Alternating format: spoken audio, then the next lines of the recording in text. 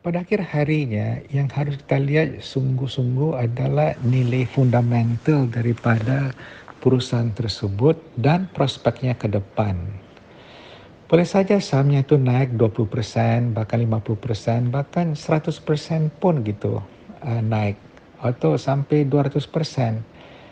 Namun harus tetap didasari oleh prospeknya ke depan berdasarkan fundamental. Jangan sampai kita kebawa oleh sentimen saja. Apa maksudnya itu fundamental dengan sentimen? Begini, saya kasih contoh. Ada perusahaan misalnya total, taruhlah supaya gampang ya, total modalnya itu 100 miliar dan labanya tahun ke tahun adalah kurang lebih 20 sampai 30 miliar. Jadi kinerjanya itu bagus. Dia punya return on equity-nya itu 20%, 25% begitu. Jadi kalau misalnya industrinya itu industri yang disukai, terlalu perusahaan ini bergerak di bidang kesehatan lah. Dia tuh punya klinik di mana-mana misalnya, dan investor suka ini sektor ini.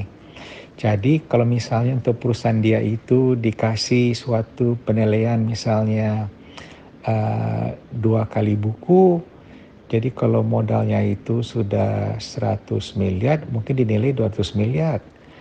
Atau lebih dari itu, mungkin dikasih 3 kali buku, maka nilainya itu 300 miliar. Mau dikasih 4 kali buku, maka nilainya 400 miliar.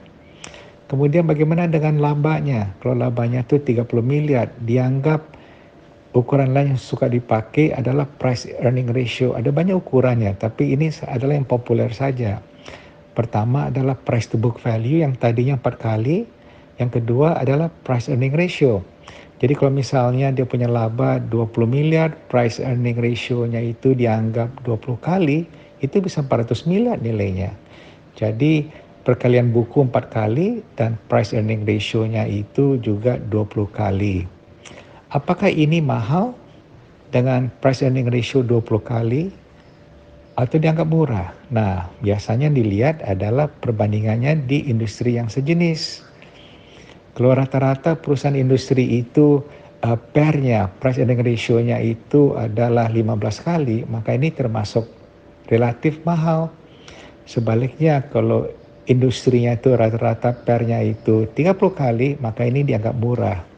Tapi murah dan mahal ini pun relatif. Harus kembali lagi kepada perusahaannya. Mungkin perusahaan ini mereknya terkenal,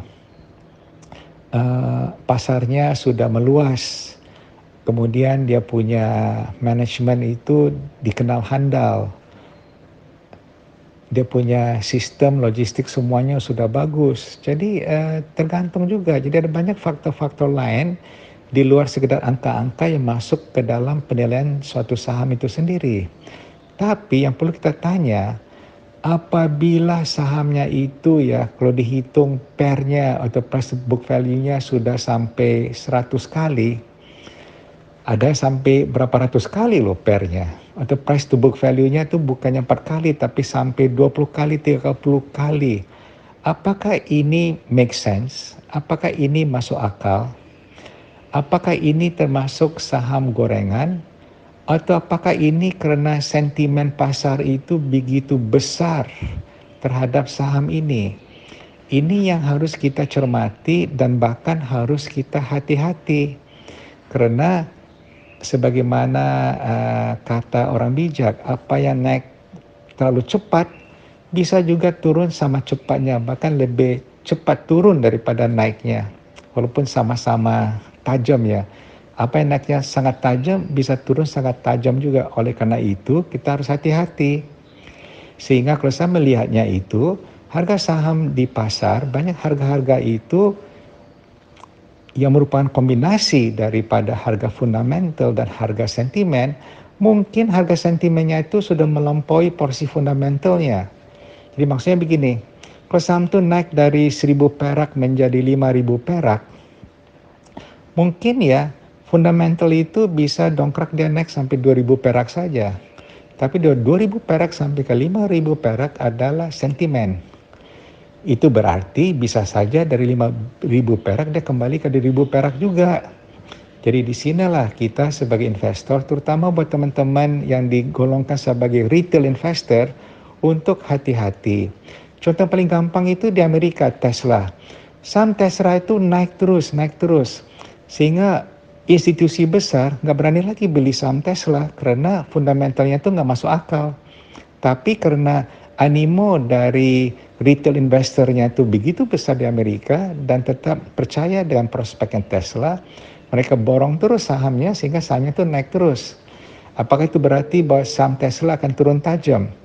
Hanya waktu yang bisa cerita, time can tell. Tapi demikianlah teman-teman, untuk apresiasi bedanya antara nilai fundamental dan nilai sentimen.